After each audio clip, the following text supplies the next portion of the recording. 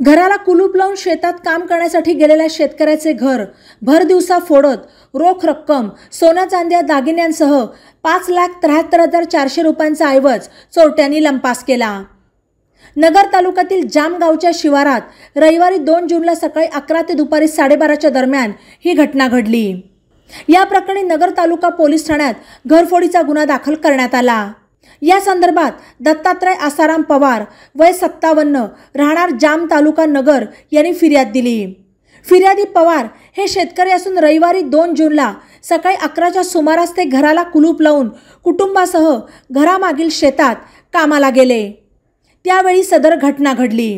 पवार यांनी नगर तालुका पोलिसांना या घटनेची माहिती दिली।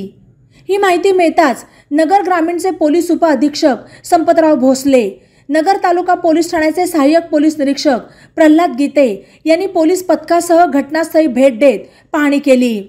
त्यानंतर पवार यांनी पोलीस ठाण्यात फिर्याद दिली। या फिर्यादीवरून पोलिसांनी अज्ञात चोरट्याविरुद्ध भारतीय दंडविधान कलम 457, 380 प्रमाणे गुन्हा दाखल केला। पोलीस अधिक तपास करत आहेत। बातम्यांसाठी ई नवा मराठा यूट्यूब चॅनलला सबस्क्राईब करा आणि बेल आयकॉनवर प्रेस करा।